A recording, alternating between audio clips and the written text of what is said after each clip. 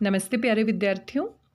आज हम कक्षा 9 डीबीएससी बोर्ड सेकंड सेमेस्टर के पाठ्यक्रम की बातचीत करेंगे। हिंदी का जो पाठ्यक्रम है, क्या क्या टॉपिक्स आने वाले हैं, तो यहाँ पर आप देख सकते हैं जैसे मिड टर्म की परीक्षा में आपकी 3 यूनिट का पाठ्यक्रम आया था, तो वैसे ही फाइनल टर्म की परीक्षा में बाकी की 3 यूनिट का पाठ्यक्रम आने वाला है। यूनिट 4, यूनिट 5 और यूनिट 6। तो यहाँ पर आप देख सकते हैं यूनिट 4 में कौन कौन से टॉपिक आप पढ़ रहे हैं। सांवले सपनों की याद, जाबिर हुसैन जी का ये पाठ है, संस्मरण के रूप में है और ये एनसीईआरटी की पाठ्य पुस्तक से लिया गया है। उपभोक्तावाद की संस्कृति, श्यामाचरण दुबे जी का निबंध है और ये भी एनसीईआरटी की पाठ्य पुस्तक से लिया गया है। तो यूनिट 4 में आप ये 2 ही पाठ पढ़ेंगे। साथ में व्याकरण के टॉपिक आप देख सकते हैं, सकर्मक और अकर्मक क्रिया जो मिड टर्म की परीक्षा में भी आपने पढ़ी है, और साथ में एक नई क्रिया जोड़ दी गई है, प्रेरणार्थक। प्रेरणार्थक क्रिया, सकर्मक अकर्मक, यहाँ से आपकी परीक्षा में प्रश्न पूछे जाएंगे। लगभग 1 से 2 प्रश्न यहाँ से आएंगे। विज्ञापन या फिर डिजिटल विज्ञापन, तो डिजिटल से आपको परेशान नहीं होना है। अगर आप ऑनलाइन इसको पोस्ट कर देते हैं तो वो डिजिटल बन जाता है। तो विज्ञापन लेखन आपका आएगा, और विज्ञापन लेखन जो है वो पूरा 0 से 8 लेवल के लिए आपका आने वाला है। तो आपने अच्छे से तैयार करना है।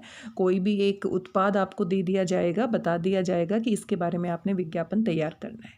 सोशल मीडिया जो लेखन होता है वो भी ऑनलाइन आपको पोस्ट करना होता है। तो ये एक विधा है जो आपको सीखनी चाहिए, क्योंकि आजकल सोशल मीडिया का ज़माना है। तो पेपर में यहाँ से सवाल नहीं पूछा जाएगा, लेकिन आपको लिखना आना चाहिए, और इसका कोई विशेष पैटर्न नहीं है।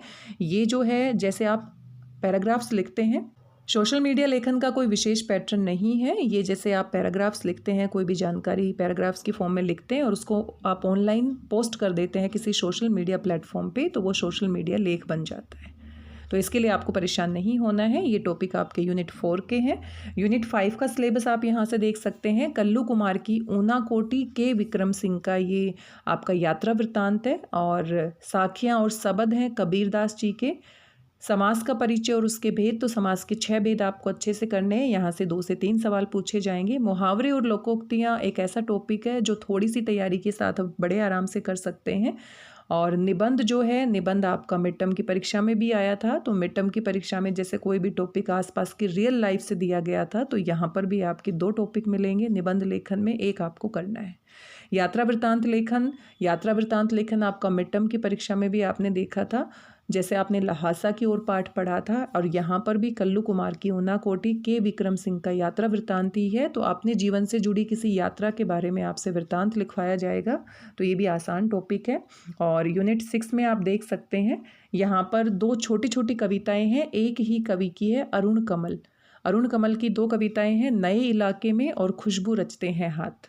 रीढ़ की हड्डी, ये आपका एकांकी है, जगदीश चंद्र माथुर का, और ये दोनों ही एनसीईआरटी के पाठ्य पुस्तक से लिए गए हैं।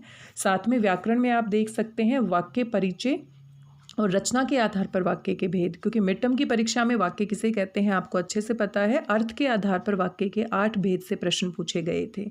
तो अब रचना के आधार पर वाक्य के 3 भेद होते हैं, सरल वाक्य, संयुक्त वाक्य और मिश्र वाक्य। रेखा चित्र लेखन आता है। रेखा चित्र लेखन भी आपका पूछा जा सकता है। तो किसी भी घटना को, किसी भी व्यक्ति को, किसी भी वस्तु को अगर आप देखते हैं और देखने के बाद इतना अच्छा वर्णन करके लिखते हैं कि पढ़ने वाले को लगे कि हाँ, इसका एक चित्र उसके दिमाग में बन गया है, तो उस विधा को हम रेखा चित्र लेखन कहते हैं। तो ये कुल आपका पाठ्यक्रम है, 3 यूनिट है आपकी, और ये पाठ्यक्रम जो है वो आपके फाइनल टर्म के लिए है। यहीं से सवाल पूछे जाएंगे। जहाँ तक पेपर की बात है कि आपके पेपर कब हो सकते हैं, तो आपके मन में दुविधा होगी। तो पेपर जो आपके हैं 10 फरवरी के आसपास शुरू होने की संभावना है। जैसे सीबीएसई बोर्ड की जो डेटशीट आती है उसके आसपास ही आपके पेपर होते हैं। तो लगभग जनवरी के एंड में आपका सिलेबस पूरा हो जाना चाहिए, और फरवरी में फर्स्ट वीक में या 10 फरवरी के आसपास आपकी डेट शीट आ जाती है, और फरवरी के 15 फरवरी के बाद या 10 फरवरी के बाद आपकी परीक्षाएं शुरू होने की पूरी संभावना है। पिछले साल भी इसी के आसपास आपकी परीक्षाएं हुई थी।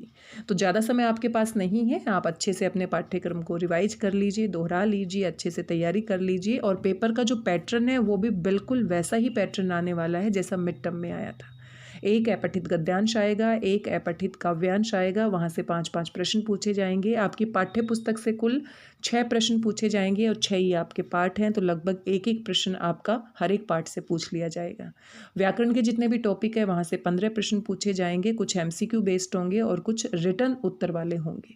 रचनात्मक लेखन में आपने देख ही लिया है, यहाँ से आपका क्या आ जाता है, विज्ञापन लेखन आएगा आपका, विज्ञापन लेखन आपने तैयार करना है, निबंध लेखन यहाँ से आ जाएगा और यहाँ से रेखा चित्र लेखन। तो ये 3 जो प्रश्न हैं आपके किससे बन जाते हैं, रचनात्मक लेखन से। मिड टर्म का पेपर आपके दिमाग में अवश्य होगा। डीबीएससी बोर्ड अब आपके लिए नया बिल्कुल भी नहीं है, क्योंकि मिड टर्म की परीक्षा देने के बाद पेपर का पैटर्न आपको अच्छे से पता लग गया है, पढ़ने का क्या तरीका है, किस तरीके से आपको पढ़ना है, पेपर कैसा आता है, तो एक पूरी जानकारी आपके दिमाग में स्पष्ट हो गई है। तो उसी के हिसाब से आप तैयारी कीजिए। तो आज इस वीडियो में हमने पाठ्यक्रम की बातचीत की है, कौन कौन से टॉपिक आ रहे हैं। आपके पेपर 10 फरवरी के आसपास होने की पूरी संभावना है, इसलिए आप मेंटली प्रिपेयर रहें, अपनी तैयारी करते रहें। अब बिल्कुल भी आपको टाइम वेस्ट नहीं करना है। लगभग 1 महीना आपके पास है, इससे ज़्यादा समय आपके पास नहीं है।